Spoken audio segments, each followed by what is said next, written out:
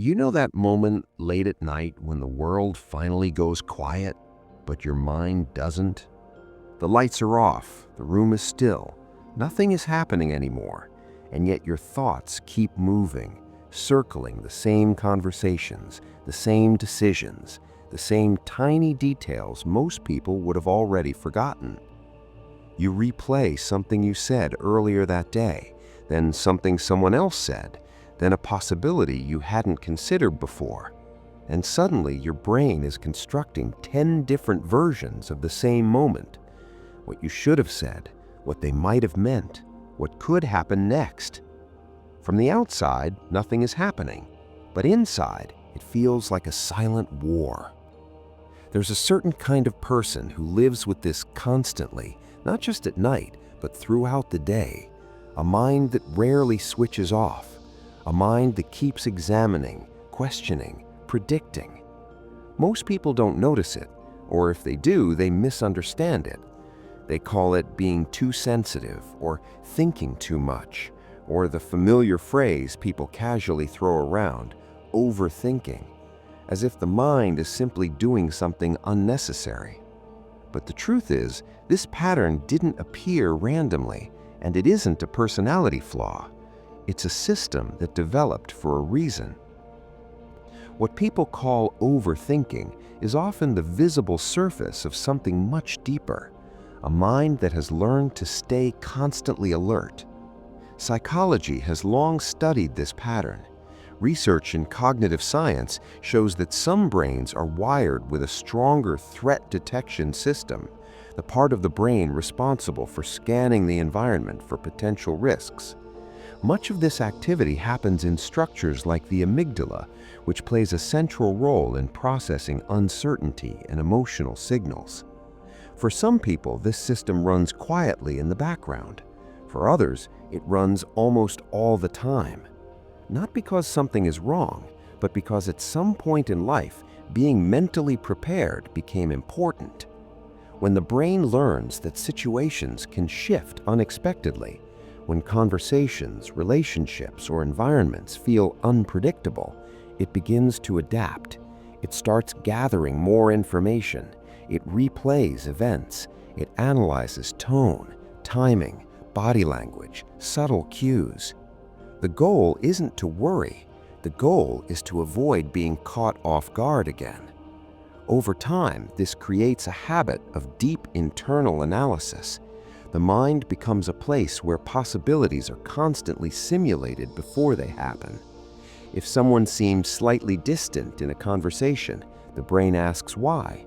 If a decision carries multiple outcomes, the brain tries to map all of them.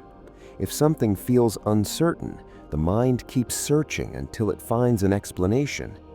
From the outside, it can look like unnecessary complexity. Inside, the mind experiencing it, it feels like preparation. Many psychologists believe this pattern often begins earlier than people realize. In childhood or adolescence, environments that are emotionally unpredictable can subtly train the brain to stay mentally vigilant. Sometimes it comes from growing up around strong emotional dynamics where moods could shift quickly.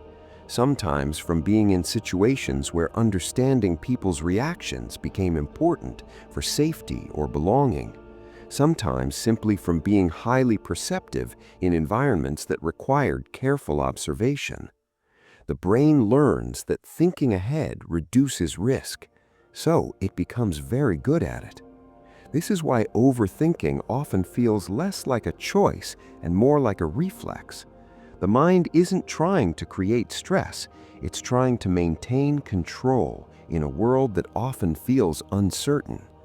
And the strange part is, this system can be incredibly useful. People who think deeply tend to notice patterns others miss. They pick up on subtle changes in tone or behavior. They anticipate problems earlier. They reflect more carefully before making decisions. In many ways, the same mechanism that creates mental noise also creates insight. But like many adaptations in the human brain, it comes with a trade-off. The brain evolved to protect us from physical threats, But when that same vigilance turns inward, when it begins analyzing thoughts, memories, and possibilities instead of immediate danger, it can create an endless loop. The mind starts trying to solve problems that don't have clear answers. Did they mean something by that message? Did I say the wrong thing? What if I make the wrong decision? And because the brain is wired to resolve uncertainty, it keeps searching. But human situations rarely provide perfect closure, so the thinking continues. This is the quiet paradox inside the mind of an overthinker. The same intelligence that allows deep reflection also creates deeper uncertainty. The more angles the mind can see, the more possibilities appear, which means the mind never really runs out of questions. And yet, none of this means something is wrong with the person experiencing it. Different nervous systems simply process the world differently. Some people move through life by acting quickly and adjusting later. Their brains prioritize momentum. Others move through life by observing, analyzing, and predicting.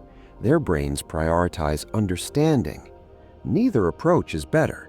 They're simply different survival strategies shaped by different experiences. The problem appears only when a thoughtful mind starts believing that its own depth is a defect. When people hear the phrase, "you're overthinking," it can feel like being told your mind is working incorrectly. But often, the mind is doing exactly what it learned to do. It is trying to understand a complicated world. And in many ways, that capacity for reflection is also what allows people to develop emotional awareness, empathy, and self-understanding. The same inner dialogue that sometimes creates spirals also allows deeper insight into human behavior. It allows people to notice emotional nuances others miss, to recognize patterns in relationships, to question assumptions instead of blindly following them.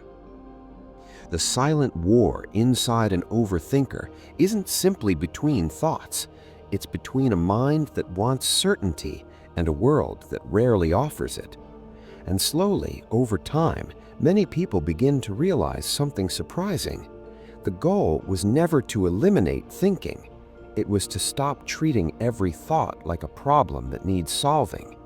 Because the brain generates thoughts the same way the heart generates beats. They appear automatically, shaped by past experiences, emotions, and instincts. Some thoughts are signals, others are simply echoes.